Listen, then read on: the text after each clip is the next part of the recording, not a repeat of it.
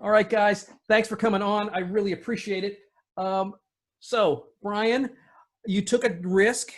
I thought it was a valiant risk. You gender swapped, and you did pretty good. I mean, the first four, 50%.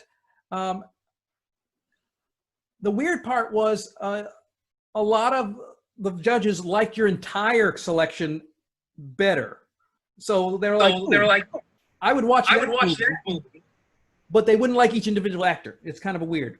So what we're going to do is we're going to continue on in our post-game show. We have one last one, and that is Alan Huntley, which is Alec Baldwin. So I will say you telling me that makes me feel like I just kissed my hot stepsister. Like, just... so you know what that's like then. It's like you want to make me feel good, and I want to try to feel good about it. I know. But in the end, I didn't want to think you got pummeled because it was a pretty decisive victory. We've never had two chicken dinners. But as we go along, Tracy, you had the first pick. Who did you have for Alan Huntley, who played by Alec Baldwin? So this one, I took a swing for the fences. I did my gender bend on this one. I went with Angela Huntley, and I picked Meryl Streep. Yeah, because she's the GOAT, and she can do anything. She could probably be Ethan Hawke. Ethan Hunt. Ethan Hawke. She could probably be Ethan Hawke too. So I was kind of thinking, kind of like Judi Dench as M. Yeah. Kind of in that role. All right. And Bryan, who did you have? I went with Linda Hamilton because she fights Terminators. Yeah. That's what she's known for, saving humanity. Though not as she hasn't had as prolific a career as Meryl Streep, because I had to dig out old Children of the Corn to find out where she's been. Yeah. So we had Meryl Streep, we had Little Hamilton. I was looking for my buddy Dennis Haysbert, who played the president in 24. And we decided on Meryl Streep. Tracy, you would have had the highest score in the history of the game if we hadn't called it on account of rain. I got lucky, Bryan. I got some lucky breaks. And I don't know what the other two judges felt about Samira Wiley versus Sonequa, because maybe they don't like her and they like Samira better. I don't know. I don't even want to talk about it anymore. All right. So I'm going to take my picks and go home. So Bryan, discuss your thinking of gender swapping, because I think it was a good tactic. I just feel that Tracy's picks happen to find the character more versus you didn't pick a bad character. So I will say I knew going in I was going to be at a disadvantage, because if I was going to hopefully pick someone you picked, I knew gender swapping wasn't the way to go. But I don't watch Mission Impossible. It's never been one of my movies to watch. I hate it. And so I decided to cast a movie that I would want to go watch. And so I was like, you know what? Let's just swap all the genders for one, because then it really changes who I pick. And then I just pick people from movies that I really like. Well, it's a hell of a movie. I would go see that movie. I'm not going to lie. That's a good movie. That's a really good, especially you got Charlize Theron, so I don't care who everybody else is. I'm going to go see it. But rock solid. So what would be your double feature had this been a tie? We'll start with Bryan. You know what? Pee-wee's Big Adventure. You know what? Screw everything. Just something to really offset what you just went through, because you're going to go through a heavy movie with what I casted. So you're just going to go with something that's sorbet to cleanse the palate.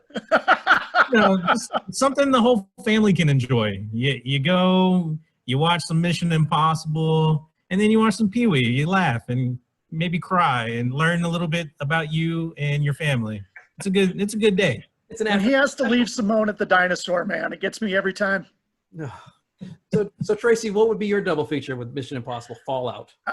This one is a little more obscure, but it's one of my favorites. It's got Edward Norton. It's directed by Frank Oz. It's got Robert De Niro. I went with The Score. Oh, that's a good one. I like the heist movie. Yeah. It's a good one. It's got a lot of twists and turns. I felt like that would be a good one to go with. I mean, you can't go wrong with that one. And I love Pee-wee's Big Adventure because, Paul Rubens is fantastic. I mean, I think everybody knows. It's like, it's the Italian Job of kids movies, okay? It's that good. Well, that would be a good double feature, Italian Job and Pee-wee's Big Adventure. I'll have to remember that if we do the Italian Job. You're welcome.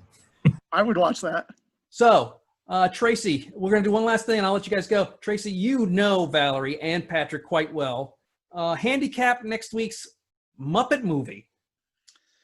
This is going to be a tough one. I like both of them. I know them both well. Valerie and Jake and I on Movies That Make Us have discussed the Muppets. We actually did the Muppet movie. Yep. So I'm going to lean Val on this one. She's the one that I'm picking to go all the way. And does either one of them have an advantage? I mean, is there a reason why you're picking Val? Is it, or just you're just going with Movies That Make Us loyalty?